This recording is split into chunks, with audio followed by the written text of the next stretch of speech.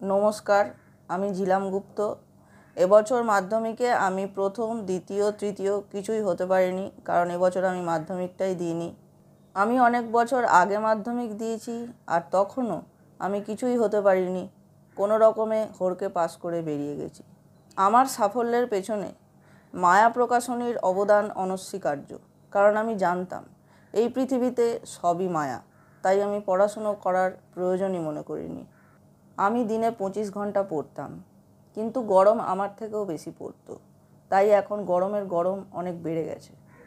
কেউ পাস করলে তার বাবা মা অন্যদেরকে খুশি হয়ে মিষ্টি খাওয়ায়।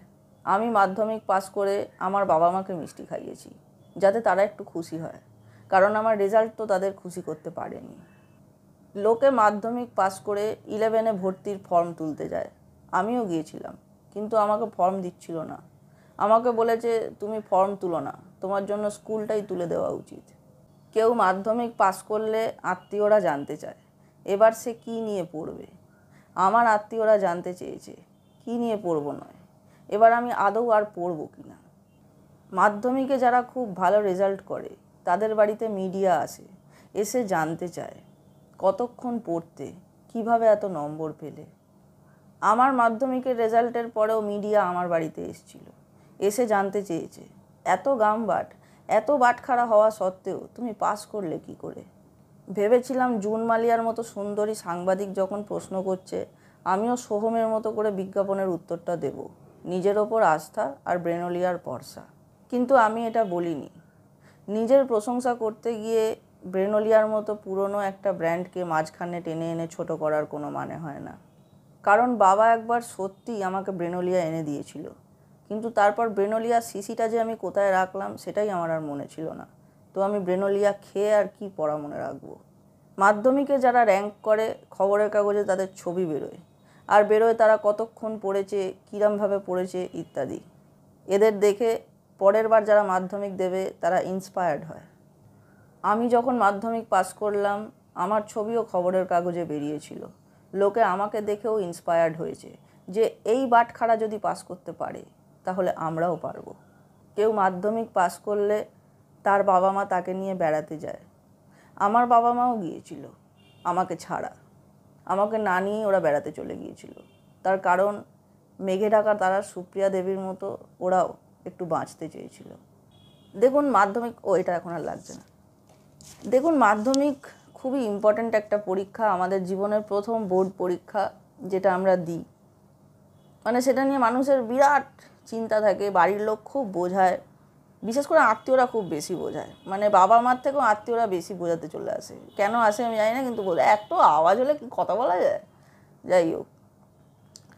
কিন্তু মাধ্যমিক দেওয়ার পর বুঝলাম মাধ্যমিকের অ্যাডমিট ছাড়া কিছুই কাজে লাগে না।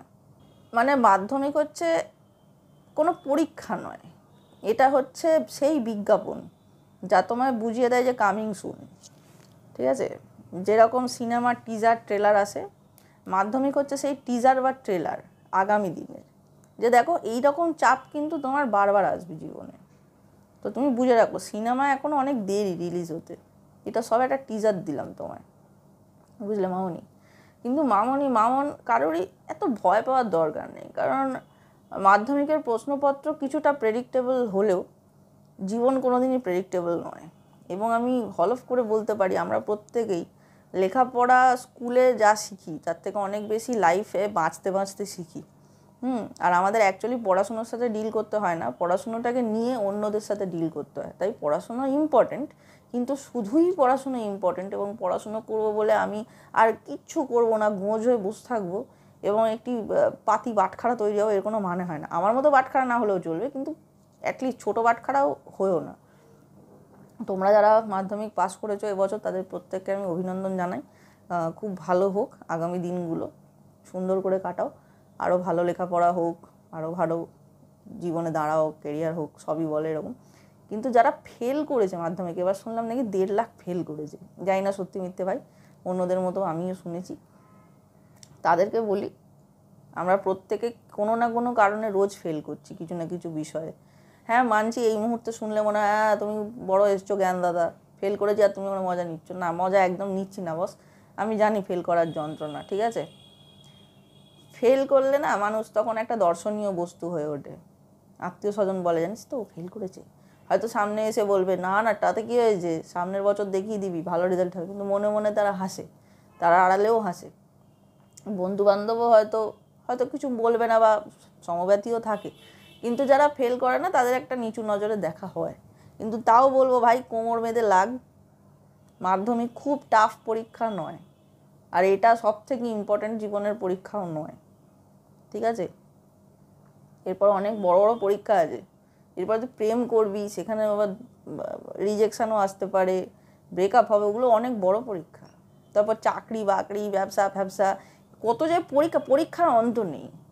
সো এই পরীক্ষা ফেল করেছো বলে একবারে মুছড়ে পড়ো না, একটু মুছড়ে পড়ো, পড়াটা উচিত, কিন্তু আবার উঠেও দাঁড়াও এবং কোমর বেঁধে লাগো, যাতে পরের বার ভালো রেজাল্ট হয় এবং আগামী দিনগুলো মসৃণ হয়, ঠিক আছে? আজকের আমার এই ভিডিওটা আপনাদের কেমন লাগলো কমেন্টে জানান।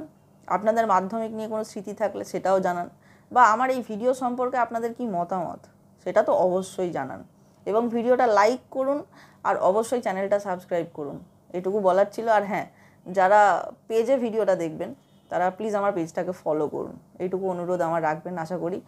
তো খুব তাড়াতাড়ি ফিরছি নতুন আরেকটা ভিডিও নিয়ে, ততক্ষণের জন্য টাটা।